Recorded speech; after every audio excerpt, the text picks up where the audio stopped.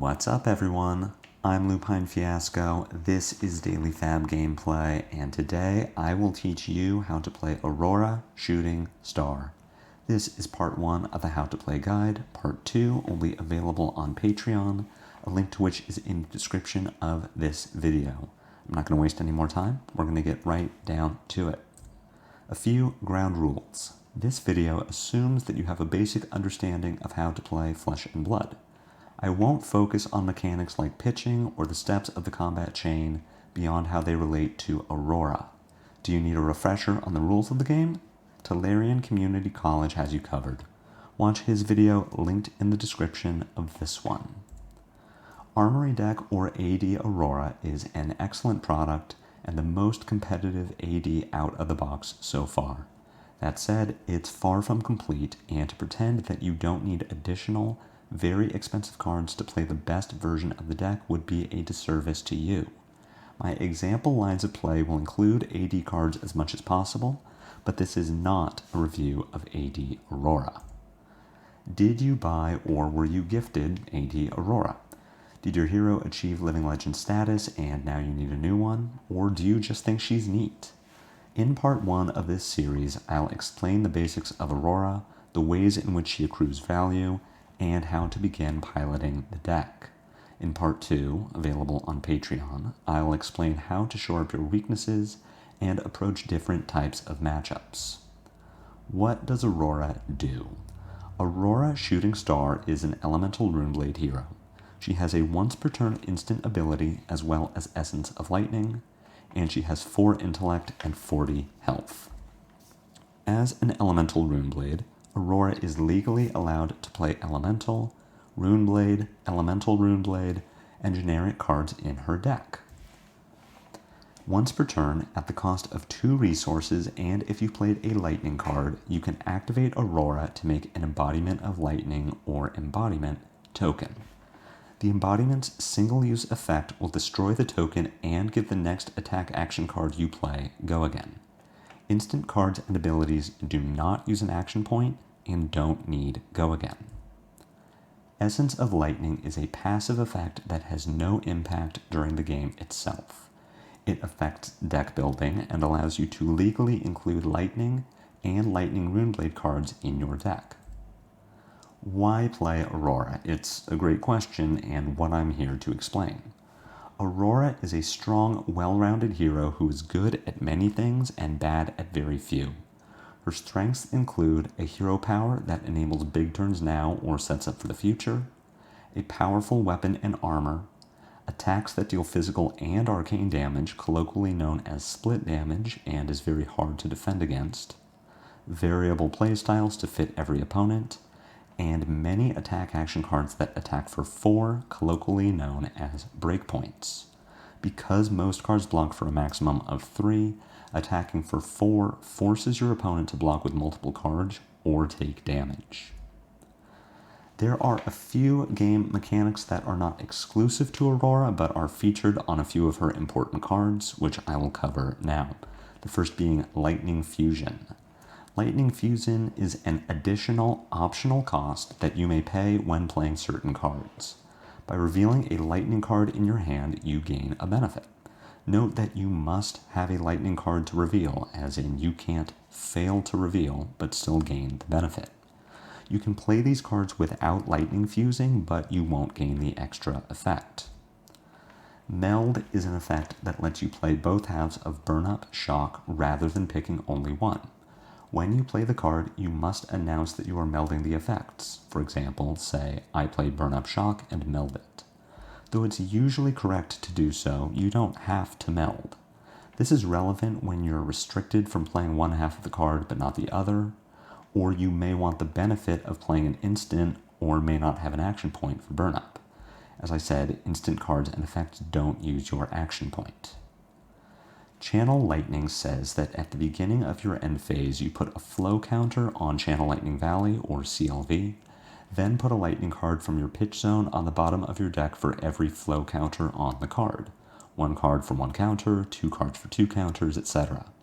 This is different from the normal step of putting your pitched cards on the bottom of your deck and happens first.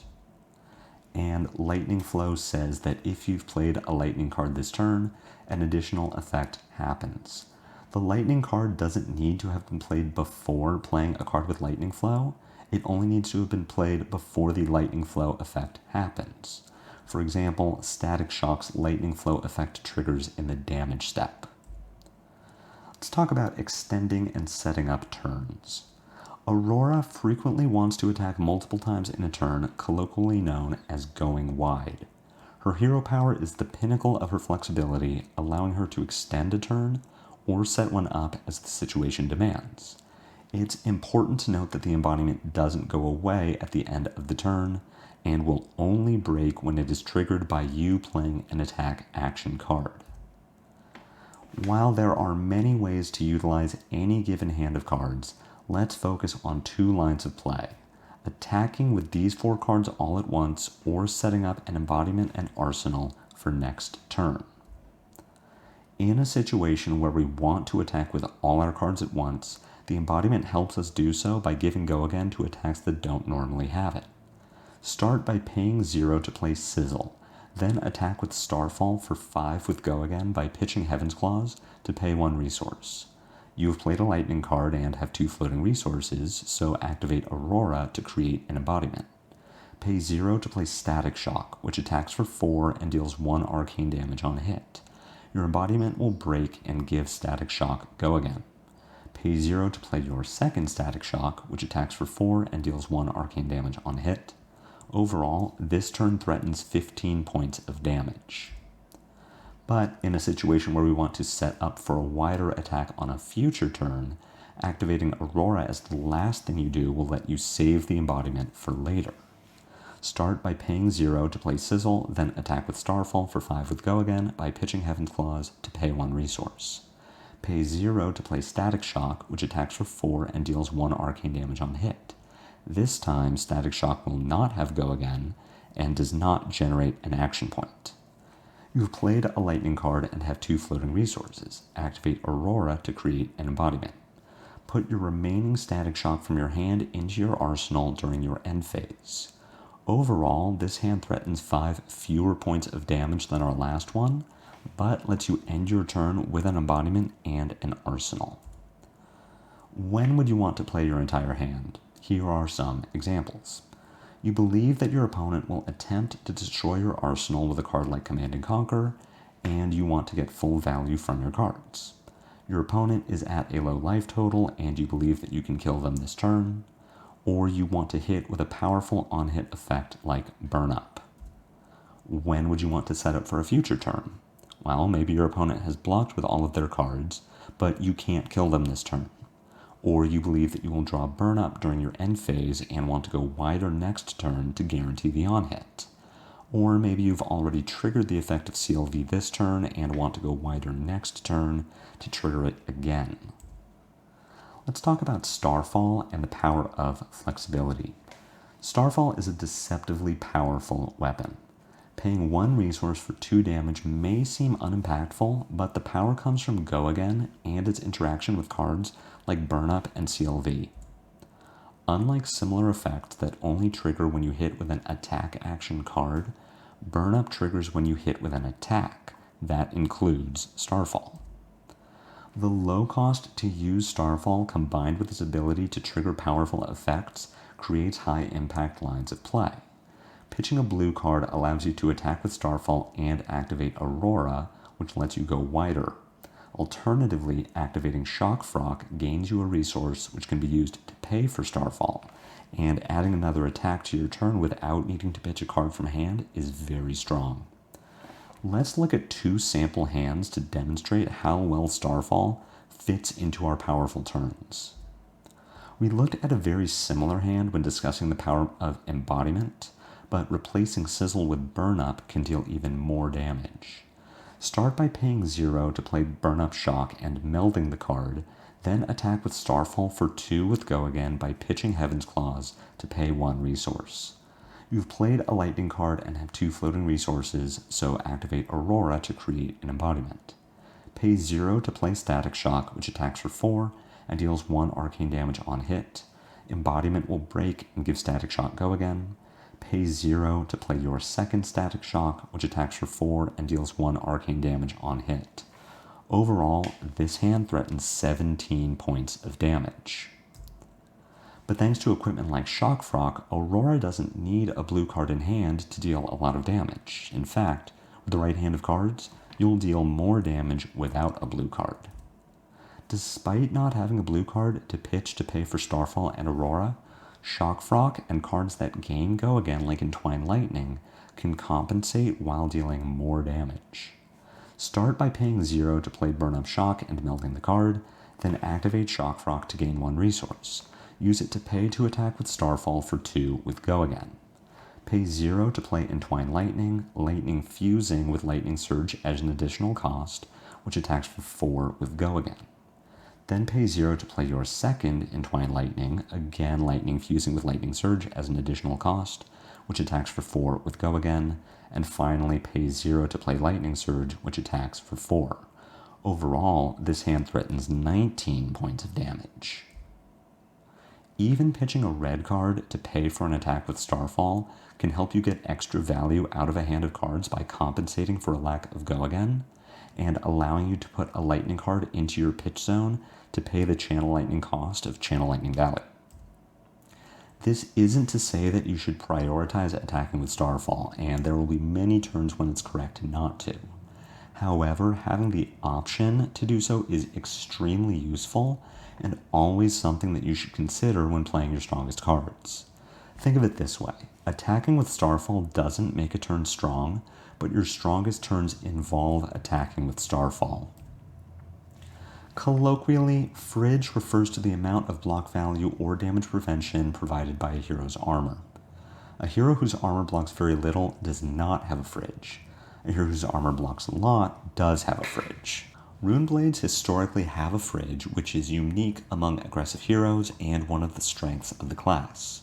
While the purpose of this guide isn't to review AD Aurora, it will be helpful to have a baseline of its armor for comparison with her best armor. Including the damage prevention from Cap of Quick Thinking, or CAP, the AD armor can quote-unquote block 5 points of damage while providing other benefits. Cap lets you filter an instant out of your hand, which is useful if you need an attack action card. As discussed, Shock Frock can pay for Starfall. Zap Clappers can deal a point of arcane damage on defense, which is useful at low life totals or to trigger CLV. And Starlight Striders can make an embodiment, letting you go wider on a turn where you may not be able to activate Aurora. 5 points of block and prevention on armor is just fine when compared to other aggressive classes, but we can make it a lot better when we consider the best armor available to Aurora. Armor like Crown of Providence or Cop or Face Purgatory brings several benefits over Cap, namely that they unconditionally block for 2. They also provide additional benefits. Cop offers protection from arsenal destruction like Command and Conquer, as well as card filtering, and Face Purgatory provides defensive disruption that can drastically reduce the power of an opponent's turn by forcing them to discard. Dyadic Carapace is more of a side grade than a true upgrade. As I've shown you, Shock Frock paying for an attack with Starfall can often be worth more than just 2 points of value. That said, certain classes like Assassin will be much easier to beat with additional points of armor block. The 2 additional points of block provided by Dyadic Carapace can often save your life or block a breakpoint. We can't talk about the Runeblade Fridge without mentioning Grasp of the Arknight, or Grasp. Not only does Grasp block for a total of 3, but it provides additional benefits. Arcane damage dealt by Rune Chants can kill a low health opponent. That arcane damage can also trigger effects like CLV, and Grasp's Go Again text will trigger Arc Lightning. More on this later. Lightning Greaves is a strange card to talk about, as its block value is not the primary reason to play it. Rather, you play Lightning Greaves for its effect. The point of block is a bonus. We'll talk more about Lightning Greaves in part 2. Compared to the 5 points of block value offered by the AD equipment, the combined block value of these best-in-slot pieces is 9. Most other aggressive classes simply can't compete with this, and starting with more effective health than your opponent is a significant advantage, especially over the course of a short game. Now we'll talk about the attacks, first by defining rate, which in Flesh and Blood can generally be applied to attack action cards in that threatening 4 points of damage, which is differentiated from overall value in some cases, for every card used is quote-unquote on rate. Go Again is worth 1 point of damage, assuming that you can use the new action point, and therefore an attack action card that deals 3 points of damage and has Go Again, or deals 4 points of damage but doesn't have Go Again, is on rate. Aurora's primary strength is in being quote-unquote above rate. Her attacks usually deal 4 points of damage and can easily gain Go Again. As mentioned, the breakpoint from a 4-power attack is often extremely relevant when considering effects like Burn Up and CLV. The key to playing Aurora well is to sequence your lines of play and make decisions in such a way that you are consistently going above rate. The tools are always there, but using them well generally requires foresight and luck. Here is an example of a hand of cards that is either very above or quote-unquote below rate, depending on whether we set up an embodiment the turn before. Without an embodiment, this hand does very little. You can pay 0 to play Arcanic Shockwave, Lightning Fusing with Second Strike as an additional cost, which attacks for 4 and deals 1 arcane damage. That isn't bad for a single card, but even if you arsenal either Second Strike or Static Shock, you are effectively taking an intellect penalty or IP, which means that you will draw fewer cards to reach your maximum hand size of 4, and therefore means that you wasted resources. In other words, despite threatening 5 damage with 1 card, you have lost value by going below rate. With an embodiment, this hand does quite a lot. Pay 0 to play Arcanic Shockwave, Lightning Fusing with Second Strike as an additional cost, which attacks for 4 and deals 1 arcane damage. Embodiment will break and give Arcanic Shockwave Go Again. Pay 0 to play Second Strike. Because you have dealt damage this turn, Second Strike attacks for 4 with Go Again. Finally, pay 0 to attack with Static Shock, which, because you've played a Lightning card this turn, attacks for 4 and deals 1 arcane damage on hit. Overall, this hand threatens 14 points of damage. Not having an embodiment meant a difference of 9 points of damage and an IP. Not every hand can easily be played out, but not every hand needs to be. Aurora generally wants a card in Arsenal, especially attack action cards with Go Again, so that she can go wider to more easily trigger Burn Up or CLV without taking extra time to set up. Despite not being able to attack with all 3 cards, this hand goes above rate and sets us up for next turn. Pay 0 to play Entwine Lightning, Lightning Fusing with Lightning Surge as an additional cost, which attacks for 4 with Go Again. Then pay 0 to play Arcanic Shockwave, Lightning Fusing with Lightning Surge as an additional cost, which attacks for 4 and deals 1 arcane damage. Overall, this hand threatens 9 points of damage and lets you end your turn with Lightning Surge in Arsenal. Certain cards like Snatch and Lightning Surge are worth more than their printed damage. Snatch has 4 power and no Go Again. By our definition of rate, Snatch is on rate. But if we assign a value of 3 to a random card drawn off the top of our deck, 3 being the number which an average card will either attack, block, or pitch for, and we can use or arsenal the card that Snatch would draw, then Snatch is worth 7. Similarly, Lightning Surge is, by our definition of rate, on rate. However, playing it from Arsenal gives it Go Again, which makes it above rate. Additionally, it's a Lightning card. Playing it gives Starfall +1 and Go Again, and enables us to activate Aurora. Lightning cards with Go Again are colloquially known as Lightning Starters. To summarize, Aurora's primary strength is her ability to consistently go above rate with any number of cards in hand. Also, many of her attacks have breakpoints, which makes triggering Burn Up and CLV easier. Playing Aurora well is a matter of finding the best sequence of plays with which to go above rate, which may include having previously set up for the current turn. Now, the non-attacks. Aurora doesn't play nearly as many non-attack actions, or NAAs, as other Runeblades like Florian or Vinset, but why deck build for quantity when you can have quality?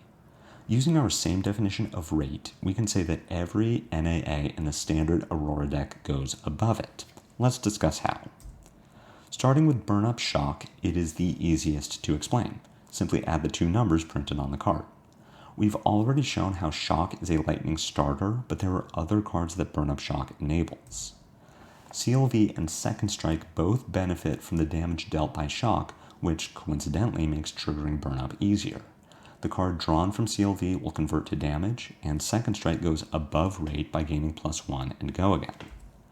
Note that Shock can target anything, not just the opposing hero. When playing against heroes with Arcane Barrier, it can be worth shocking yourself to enable Second Strike, which doesn't specify who you need to deal damage to. Unfortunately, CLV does specify that you must damage the opposing hero to draw a card.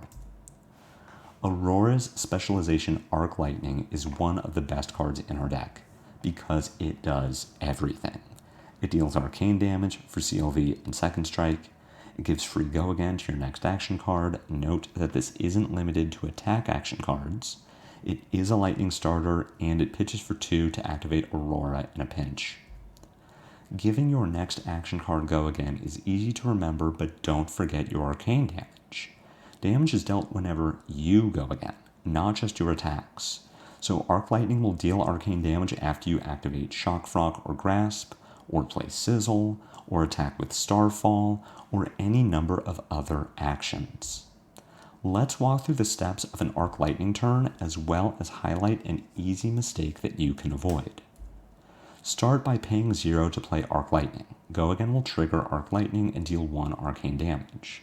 Activate Shock Frog to gain 1 resource. Go again will trigger Arc Lightning and deal 1 arcane damage.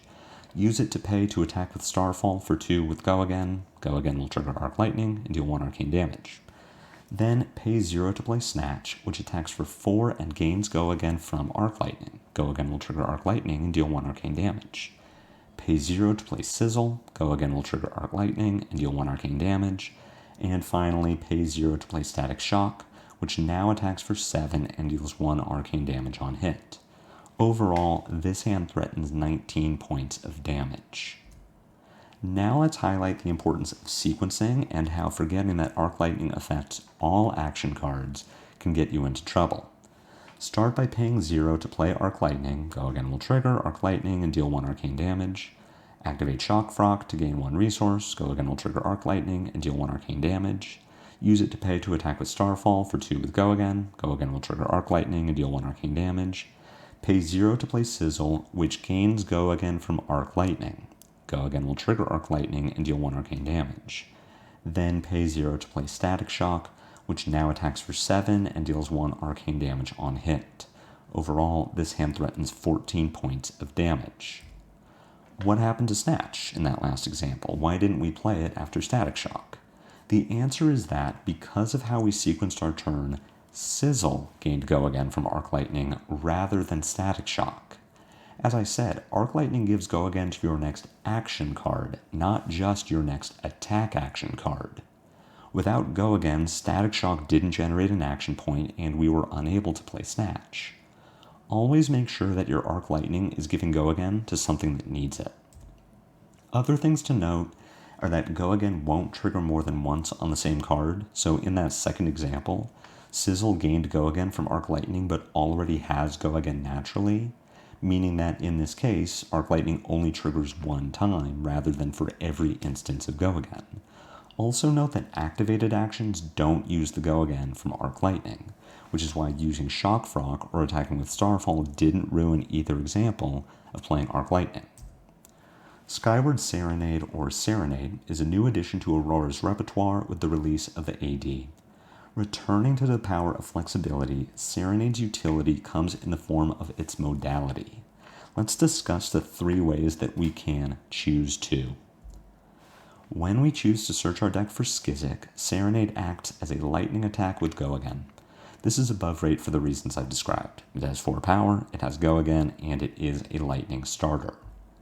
While your most common combination of modes will be create an embodiment and search for Skizzik, there are other times when your next attack at +1 will be more valuable. If an existing embodiment or arc lightning can give your Skiz a go again, then Serenade becomes a 5-power lightning attack. There will be games in which you run out of Skizics before you run out of Serenades, and in this case, Serenade still functions as a quote-unquote 2-power lightning starter. 1 power comes from the embodiment, the other comes from +1. While this is below rate, Serenade will still let you play otherwise clunky hands of attack action cards in the late game. Let's assume that we have no Skizics left in our deck to demonstrate the power of Serenade's modality. Start by paying 0 to play Serenade, choosing the modes Create an Embodiment of Lightning Token, and your next attack this turn gets +1.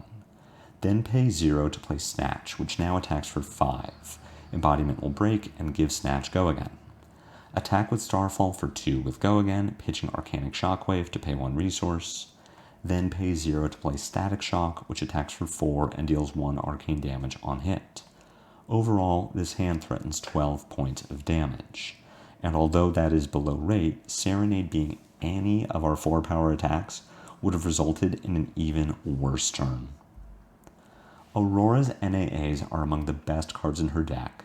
Not only are they lightning starters, but they easily go above rate or enable powerful lines of play. Be aware of the tension between adding NAAs to your deck and drawing too many of them, because while Arc Lightning, Burn Up, and Serenade are great on their own, any hand containing those 3 cards would be difficult to get maximum value from. We'll talk about the instants now. There was a time when Aurora decks were defined by playing many instant cards. 18 to 21 was the norm. The downside of instants is that they don't block and usually don't work well in multiples. Drawing these 4 in a single hand would be game losing, and that is colloquially named a Runeblade hand. While many players have scaled back on these, 4 instants remain popular for the value they provide or lines of play they enable. Simply put, CLV is the best card available to Aurora. I really cannot overstate how good this card is and how much it will impact the way you build and play your deck. CLV is a 0-cost lightning starter, is an instant for your attacks that care about instants, replaces itself the first time it triggers, but you should expect to trigger it 2 or even 3 times before losing it. It draws deeper into your deck to find the next CLV, and it pairs with arcane damage to make denying the trigger difficult for opponents. Realistically, it's difficult to point to an Aurora card that doesn't benefit from or work with CLV, and note that CLV triggers the first time you deal damage to an opposing hero. Unlike Burn Up, CLV is triggered by everything. Attacks, attack action cards, and arcane damage will all do it. Also note that CLV can trigger each turn, not just on your turn. Cards like Zap Clappers and Sigil of Suffering can deal arcane damage on defense, allowing you to go further above rate by drawing more cards. One last thing to note is that CLV will only trigger the first time you deal damage to an opposing hero during the turn, not the first time it sees you do damage. What that means is, say that you trigger CLV by dealing damage, then draw another CLV. You play that CLV, then deal more damage. You will not trigger the second CLV because you already dealt damage that turn. While not as strong as CLV, Electromagnetic Somersault, or EMS, still easily goes above rate, and you can play this card offensively or defensively. Using these 3 cards as our example hand, let's walk through how you would use either quote-unquote mode of EMS. The simplest way to gain value from EMS is by playing it to return 1 of your attack action cards to hand after it has dealt damage. Start by paying 0 to play Entwined Lightning, lightning fusing with Gone in a Flash as an additional cost, which attacks for 4 with Go Again. During the damage step and after damage has been dealt, pay 0 to play EMS. Choose Entwined Lightning. Then pay 0 to play that same Entwined Lightning, lightning fusing with Gone in a Flash again as an additional cost, which attacks for 4 with Go Again. And finally pay 0 to play Gone in a Flash, which attacks for 4. Overall, this hand threatens 12 points of damage, and EMS was worth 4 points of damage. However, EMS reads that you may choose up to 2 attack action cards on the active chain link. When attacking, you will only ever have 1 attack action card on the active link, But when blocking, you can have 2 attack action cards on the active link. Entwine Lightning and Gone in a Flash together block for 5. Play EMS during the damage step and after damage has been dealt to return them both to your hand. On your turn, pay 0 to play Entwine Lightning, Lightning fusing with Gone in a Flash as an additional cost, which attacks for 4 with Go Again, then pay 0 to play Gone in a Flash, which attacks for 4. Overall, this hand is worth 13 points of value, and EMS was worth 5 points of value. I haven't talked about blocking yet, and EMS is our first opportunity to do so. Most of Aurora's value comes from attacking, but EMS will usually get more value defensively. It can only attack for a maximum of 4, but can block for a maximum of 6. Because EMS is less valuable on offense, you'll want to make up the value elsewhere when using it offensively. Use EMS offensively if you need more attacks to get past blocking cards to trigger your burn up or CLV. Alternatively, use EMS offensively if adding another attack to the combat chain will threaten lethal damage. Using EMS defensively is already good value, but it excels when you can deny opposing on-hit effects.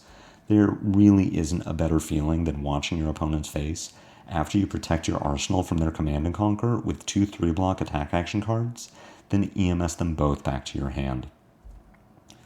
Lightning Press or Press on its own is on rate. It adds 3 damage to an attack action card and doesn't use our action point to do so. Where Press gets its points is when it can enable above rate plays that are greater than the sum of its parts. Press excels at pushing on-hits over the top of blocking cards. Dealing 7 damage with 2 cards is on rate, but drawing a card with CLV or Snatch, dealing 4 arcane damage with Burn Up, or gaining an action point from Flittering Charge is all above rate. Like CLV, Press is a 0-cost lightning card that doesn't use your action point, but unlike a true lightning starter, Press can only be played if it has an attack action card to target. Targeting attack action cards that gain Go Again is a great way to kickstart an otherwise below-rate turn. Let's use this hand as an example of Press enabling us to convert an otherwise bad hand of cards. For this example, assume that we are better off by attacking than blocking. Start by paying 0 to play Photon Rush, which attacks for 3. During the reaction step, pay 0 to play Press targeting Photon Rush. Photon Rush gains +3 as well as Go Again from its Lightning Flow effect. Attack with Starfall for 2 with Go Again by pitching Heaven's Claws to pay 1 resource, then pay 0 to play Static Shock, which attacks for 4 and deals 1 arcane damage on hit. You have played a lightning card and have 2 floating resources. Activate Aurora to create Embodiment. Overall, this hand threatens 13 points of damage and ends with an Embodiment. And while this turn is only on rate, Press being any of our 4-power attacks would have resulted in an even worse turn. An important fringe use of Press is to turn a defending attack action card into a popper. Attacks with Phantasm are destroyed when defended by a non-illusionist attack action card with 6 or more power, colloquially known as poppers. They don't deal damage, won't trigger any on-hit effects, and don't generate an action point from Go Again. Block a Herald with a 3 or 4 power attack action card, then play Press in the defense step to destroy the attack with Phantasm. This is an excellent way to take tempo back from an opposing illusionist hero. Like Press, Electrostatic Discharge, or ESD, is on rate on its own, but gets its points when it can enable above rate plays that are greater than the sum of their parts. The easiest way to get value from ESD is as a 0-cost lightning starter, and it also plays nicely with cards that care about instants. Using ESD to bluff CLV can be an excellent way to bait inefficient blocks. Start your turn by attacking with Starfall for 1 without Go Again. Your opponent will correctly assume that you have a lightning instant to give Starfall +1 and Go Again before damage is dealt, but may incorrectly guess that it's CLV and subsequently block Starfall. Blocking 2 damage with no on-hit is bad value in general, but your opponent has also made it harder for them to block your follow-up attack. However, the best way to get value from ESD is with Gone in a Flash. Getting full value from Gone in a Flash requires 2 things: an instant that gets full value after you've dealt damage, and ESD is our only instant guaranteed to meet both requirements. Here is a demonstration of achieving maximum Gone in a Flash value. Your source of Go Again can vary, but an existing embodiment is most likely. Start by paying 0 to play Gone in a Flash, which attacks for 4. Embodiment will break and give Gone in a Flash Go Again. During the damage step and after damage has been dealt, pay 0 to play ESD. Gone in a Flash will trigger, choose to return it to your hand. Pay 0 to play Gone in a Flash, which now attacks for 7. Overall, this hand threatens 11 points of damage. It is crucial that you play ESD after damage has been dealt. This is because, although Go Again resolves in the resolution step, it uses information from the damage step. An attack with Go Again must exist in the damage step for you to gain a new action point. If you play ESD before damage, you will either return Gone in a Flash to your hand, do no damage, and lose your action point, or deal damage, gain an action point, but lose the ability to return Gone in a Flash to your hand, as the effect only triggers the first time you play an instant. Setting up an embodiment isn't the only way to give Gone in a Flash Go Again. Starlight Striders can reveal ESD to create an embodiment on defense to enable the sequence, or you can use Snapdragon Scalers, which gives unconditional Go Again to Gone in a Flash. Despite largely being on rate, instants are how Aurora can construct high-value plays. CLV is a lightning starter at minimum that is card advantage at maximum. EMS quote-unquote blocking for 6 is our best value from playing a single card. Press will trigger burn up, CLV, and other on-hits over blocks. And ESD and Gone in a Flash is our highest 2-value 2-card hand. The downside of drawing a Runeblade hand is always present, but can often be mitigated by prioritizing putting an attack action card in arsenal at the end of every turn to ensure that your instants have something to target. While Aurora generally gets most value from her cards by attacking, defense reactions are an easy way to get at least 4 value from a single card without spending an action point. Aurora excels by getting higher value per hand than her opponents, and defense reactions contribute to that plan. We've discussed the value gained by playing Sigil of Suffering with a CLV on the board, as dealing the arcane damage will draw you a card. However, Sigil of Suffering is still great value on its own. If your opponent can't prevent the arcane damage, then Sigil of Suffering is worth 5 points of value, 1 from arcane damage, and 4 points of block value. Sink Below is always 4 points of value, regardless of your opponent's ability to prevent arcane damage. Additionally, the ability to filter your hand can be very helpful. Too many instants, bottom 1 and try to draw an attack action card. Too many attack action cards, bottom 1 and try to draw an instant. Like Sink Below, Shelter from the Storm has a floor and ceiling of 4 points of block value. The discard effect can prevent unblockable damage though, like arcane damage and effects from cards like Flick Knives. Unlike the rest of Aurora's cards, and the exception of Sigil of Suffering plus CLV, defense reactions don't contribute to a whole that is greater than the sum of their parts, but they compensate with raw value, but use them sparingly. Your most powerful lines of play, those involving Arc Lightning, Burn Up, and CLV, are made worse by having a handful of defense reactions. Aurora Shooting Star is a powerful, flexible hero. She consistently goes above rate by giving Go Again to 4 power attack action cards and threatening on-hit effects by using breakpoints. Sequence turns and use your resources well to abuse your Go Again, and no one will be able to stop you. I hope to see you in part 2 of this guide. Good luck, have fun. But until then, win a copy of Armory Deck Aurora. One lucky viewer will receive a copy of 80 Aurora, a custom Aurora hero card and embodiment token, and a rainbow foil lightning rune chant shipped free of charge. Entering this giveaway is easy. Step 1, subscribe to my channel. Step 2, like this video. And Step 3, leave a comment telling me your favorite Aurora card. A random drawing will be held on Sunday, March 23rd, 2025, and the winner will be announced on YouTube the next day. Patrons of Daily Fab Gameplay will be entered an additional time. Good luck. I hope you win.